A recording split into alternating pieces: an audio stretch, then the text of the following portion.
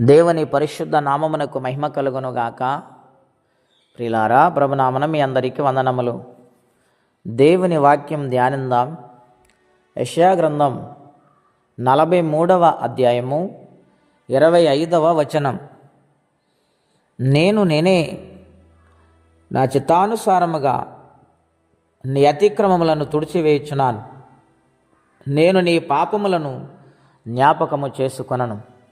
ప్రియమైన దేవుని బిడ్డలారా, ఉదయకాల సమయంలో దేవుడు మనతో మాట్లాడుచున్నారు తన వాక్యము ద్వారా. ఇశ్రాయేలు ప్రజలతో దేవుడు మాట్లాడుచున్నారు. ఆయన అంటూ ఉన్నాడు, నా చిత్తానుసారముగా నేను నీ అతిక్రమములను తుడిచివేస్తానంటూ ఉన్నారు. రెండవదిగా, పాపములను జ్ఞాపకము చేసుకొనను అని అంటూ ఉన్నారు ఆయన.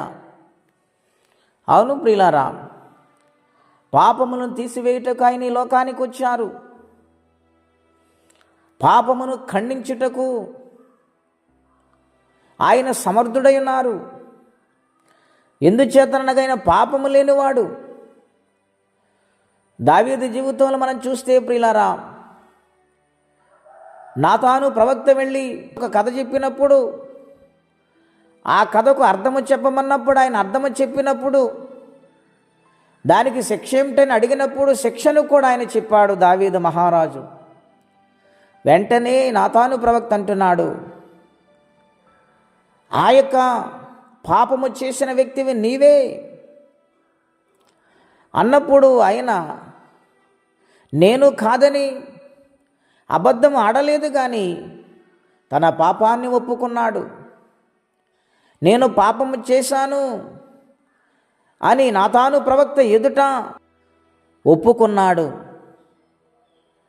అతిక్రమములు దాచిపెట్టేవాడు వర్ధిల్లడు, కానీ దానిని ఒప్పుకొని విడిచిపెట్టినవాడు కనికరం పొందుతాడు. దావీదు జీవితంలో చేసిన అతిక్రమము, ఘోరమైన పాపమును దేవుడు క్షమించారు.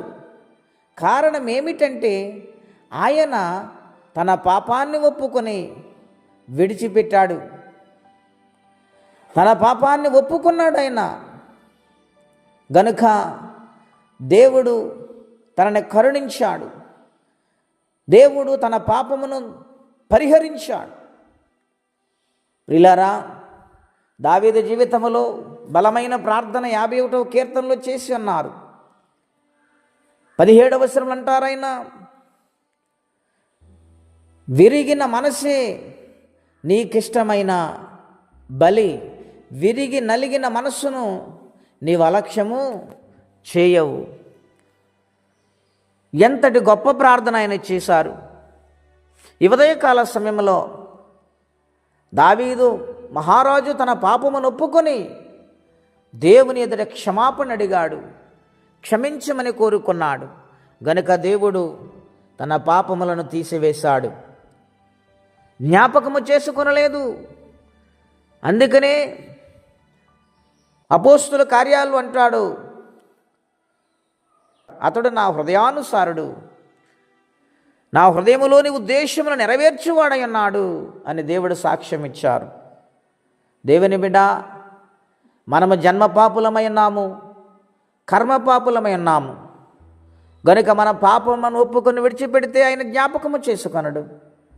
ఆయన మన పాపములన్నీ కూడా ఆ కల్వరిలో శిలువ మాని మీద వ్రేలాడి రక్తమంతా కార్చి మనకు విమోచన క్రయధనముగా ఆయన సమర్పణ అయిపోయాడు.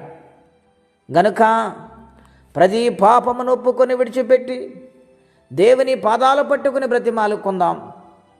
దేవుడు మనల్ని జ్ఞాపకము చేసుకొని మనలో ఉన్న పాపములను తీసివేసి మనలను పవిత్రపరిచి ఆయన రాజ్యానికి వారసులుగా మారుస్తారు. గనుక ఏ విషయంలో కృంగిపోవద్దు, ఏ విషయంలో కూడా నిరుత్సాహపడవద్దు. దేవుని ఎదుటికి రా, నా పాపము క్షమించని బ్రతిమాలకు. దేవుడు ఖచ్చితంగా కార్యం చేసి నీకు మేలు చేస్తాడు, నిన్ను ధైర్యపరుస్తాడు. అటువంటి కృపా తీర్మానం పరిశుద్ధాత్మదేవుడు మనందరికీ దయచేయునుగాక. ప్రార్థన అండి. అత్యంత కృప కలిగిన దేవా, మహోన్నతమైన మీ నామం కొరకే వందనాలు. మా పాపములు క్షమించి మమ్మలను దీవిస్తానని వాగ్దానం చేశావు. ఆ దీవెన అందరికీ దయచేయమని దినము కాపాడమని యేసునామమున ప్రార్థించి వేడుచున్నాము తండ్రి. ఆమెన్.